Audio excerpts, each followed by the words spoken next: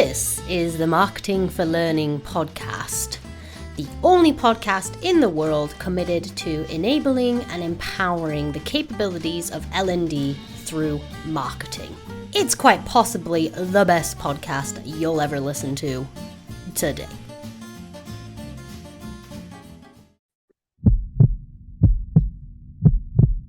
Hello, everybody, and welcome back to the Marketing for Learning podcast. It's Hannah here with you today, and I want to talk to you about a team that makes every L&Der roll their eyes. Whenever I mention the internal comms team to any L&Der in any kind of project, they're like, oh, really? So in this podcast, I'm going to talk about whether internal comms are a friend or foe to L&D and give you some tips on how you can best work with your colleagues in the internal comms team when you're implementing your Marketing for Learning projects. So first things first, what is the purpose of an internal comms team? That will help us get a good gist on what they're doing and how we can work with them. So according to the UK Civil Service website, an internal comms function is there to help leaders in your department or agency inform and engage employees in a way which motivates staff to maximize their performance and deliver the business strategy most effectively. I don't know about you, but I think that sounds strangely similar to what L&D are trying to do, especially when we think about things like maximizing performance and delivering things for the business effectively. Isn't that what the ultimate end goal of an L&D team is? So with two teams that have very similar objectives, why do internal comms and L&D seem to butt heads so often? I think there's a few reasons why every L&Der I talk to gives me the same reaction when I talk about internal comms. And of course, yes, I am generalizing, but at least 99 times out of 100, I do get an eye roll when internal comms is mentioned. And that's because they can often be a blocker.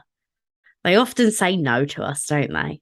So instead of being children and throwing our toys out the pram, let's think about why they're blocking us. Why are they stopping us doing what we want to do? I think the first reason that we really have to address, understand, and accept is that the internal comms team are also part of our learner cohort. And if you're struggling with learner engagement and you're struggling to get your people involved with your learning, that also includes the employees that work in the internal comms team. If they think learning is just boring, mandatory compliance stuff that they're forced to do by L&D, HR, their boss, whoever, they're not going to be that inclined to help you, are they? They're probably going to come at it with an opinion of, oh, people don't want to get involved with this, so I'm not going to give you my time and effort because why bother? It's not going to work.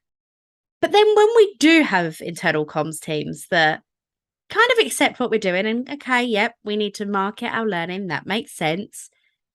They want to do it themselves. They get a bit touchy. They're a bit like, oh, well, actually, that's my role. So why are you doing it? Why are you doing this Marketing for Learning thing when I can just do my internal comms thing? And with that, they don't really understand the intricacies that come with L&D, do they? We need to make sure as L&D professionals that our offering is being spoken about in the right way and that we're targeting the right people. How they segment their employee cohort is likely to be very different from your learner personas. They might segment just on job title, and that's fine for what they're trying to do. But for what we're trying to do, we're trying to evoke emotions and get into people's career aspirations and life goals and what gets them out of bed in the morning. We're going to have to target slightly different segments. And finally, I think L&D roll their eyes when we talk about internal comms because they're known as the team that say no at the sign-off stage. It's completely unfair. Internal comms don't just say no at the final stage once everyone's put in loads of effort. And actually, I think this is a bit of a fault with L&D teams. We don't get them involved until that final sign-off stage, and we think, oh, we should probably let them see this before we put it out. And then it turns out that actually there's something in there that doesn't align with their internal comm strategy. Internal comm strategy, much like your learning strategy, much like marketing strategies, much like any business strategy, comes from a place of understanding an audience.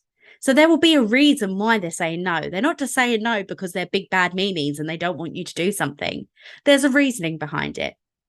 But if you leave it to the final moment to get them involved, you just feel like it's a personal attack. So I think we can understand why we all feel a certain way when we think about internal comms and we see them as a blocker. But I'm going to be honest with you, I don't think that needs to be the case. In my opinion, internal comms teams can and should be a friend to the L&D team, especially L&D teams that are starting out with their marketing for learning efforts. So here's 3 reasons I think you should befriend your internal comms team. Firstly, we always start by talking about a marketing mindset. We say that L&D need to adopt a marketing mindset to get the most out of what they're doing, to engage their audiences, and so on and so forth.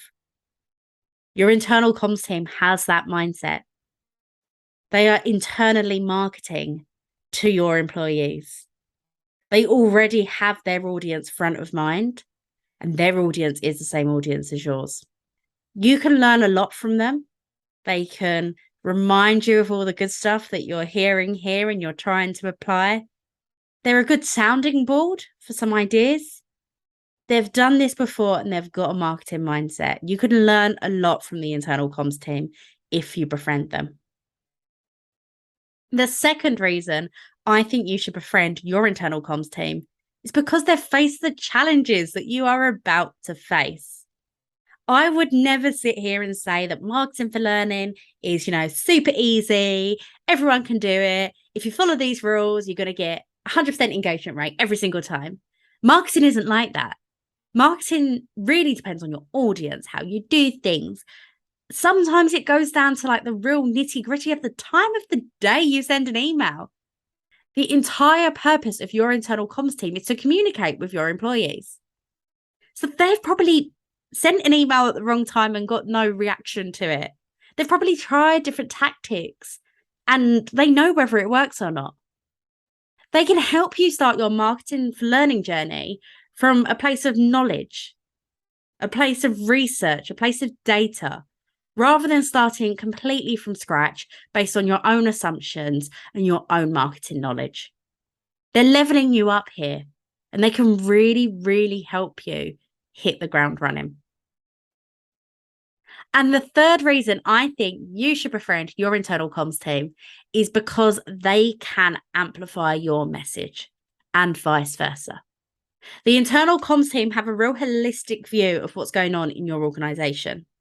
So they can help you make sure that your messaging and strap lines and things like that don't clash with anything else going on in the organization. They can make sure you're not planning to do a huge launch event on, a day that the half of the organization is going to be at an exhibition. They can make sure that your campaign strategies and plans are aligned with what the organization is doing. They have a great deal of influence, and if you befriend them, they can absolutely help reinforce your message. Let's be honest. I know there's not an L&Der listening to this that actually thinks we should just ignore the internal comms team and their whole purpose is to make our life difficult. I know that isn't the case. I know you just find it a little bit frustrating at times. So I'm going to give you some top tips on how you can best work with this internal comms team because they really should be your friend. So here are my top tips to getting the most from working with internal comms. Firstly, business partnering. This one actually doesn't just apply to internal comms. It applies to almost every department in your organization. You need to befriend people in other teams. You need to get to know these people. You need to know what their objectives are, what their goals are. Not only will that help your learner personas, but it will also really help you understand who does what, how you can help other people and how they can help you. If you rock up to go and talk to the head of internal comms that you've never spoken to, you've actively ignored because you've lived in your little L&D silo, they're not going to be as inclined to help you.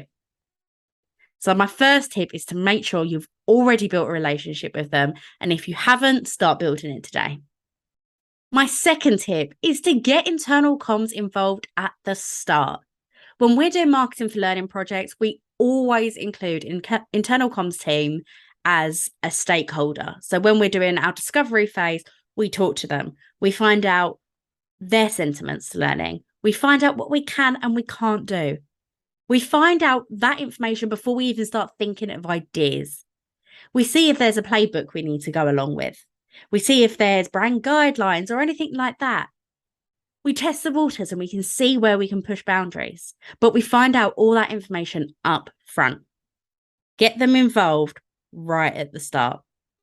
This is a great way at stopping them getting involved at stages you don't want them to, because you're giving them a chance to be heard. You're letting them say their piece, and then it's up to you to make sure whatever you come up with goes along with what they say. Another tip is to actually not just then ignore them until launch date. Get them involved midway through. I worked with a client last year and we rebranded their entire learning function. We created a learning brand for them. And we thought we ticked every single box on the internal comms branding checklist. I'm like, yep, they'll be happy with this. But let's just check before we go too far. Before we create everything, let's just check with this one contact in internal comms that we got on very well with. Well, it turned out we'd actually made the logo a colour that they've said you cannot change the colour of this logo. So you could either do it like this or like that. She helped us come up with a solution, and actually it looked really good in the end. But because we got her involved at that point, we didn't have to make loads and loads and loads of amends. It was changed and it was approved before we got too far down the line. And then lastly, give them final sign-off. Internal comms are the custodians of anything that goes out internally, aren't they? If you get an email and it's from somebody in the internal comms team, you know that that's kind of from the business. So if you're kind of treading on their toes a bit and you've got that feeling that they're like, oh, why are they doing this? Why can't I do it? Give them that permission to say, yep, I like that. And if you followed the previous two bits of advice, so getting them involved up front and getting them involved midway through, you know you're going to get approval at the end. But we're just working with these people. We're not assuming. We're giving them a chance to voice their opinions and say what they need to say. We're giving them a chance to make sure we're not breaking any of the rules. But lastly, my final tip is do not let it become design by committee. You know what you're trying to do with your marketing for learning efforts. You know your target audience.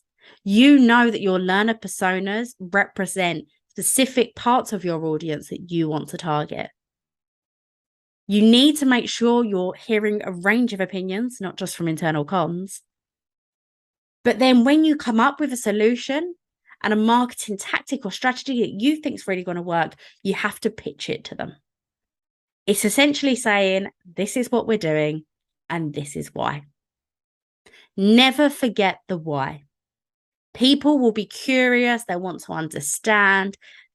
The more they understand and the more they understand the why, the less likely they are to push back. I think it's really clear that I don't think internal comms are a foe to L&D. I think they should be our friend.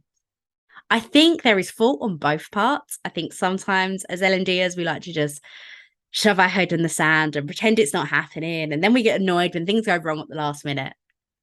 I think we need to learn to partner with internal comms. I think that is the only way we're going to get real impact from our marketing for learning. If you don't partner with this team, you're going to have a real uphill struggle to get your marketing seen and heard in the way it deserves to be. So next time somebody says to you, let's get the internal comms team involved, I hope you don't roll your eyes as much. I hope you know that these people are there to serve the organisation in the same way you are there to. You knew that already, though, didn't you? Just think about how you can partner with them better. We've all been there. We've all struggled. We've all had that final no when it's just a little bit too late and you're gutted. But if you get them involved up front, you let them have their opinions and their voices heard. If you play by the rules they've given you and you try to push boundaries in the right way, you will get more impact from your marketing for learning, which ultimately helps us reach that end goal of better learner engagement. This has been a slightly different podcast to the ones I've recorded recently, but I hope it's given you a lot to think about and maybe some tips on how you can just do things a little differently next time and make your own life a little bit easier. I'll be back later in the week with another podcast episode, but I want to bring your attention to our first ever live podcast recording that we will be doing on the 21st of February. At 3 p.m. UK time, you guys can work out the time difference. I always get that wrong. Ashley and I will be hosting a live podcast recording, and you can join us. We'll also be joined by two industry heavyweights, Ed from the LPI and Serena from Software One. Both of these individuals have such a wealth of knowledge in the world of learning, and we're going to be discussing L&D's role in the employee value proposition.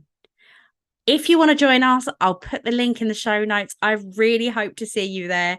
I'm really, really excited, and I've been practicing my big brother voice like, you are live on the Marketing for Learning podcast. Please do not swear.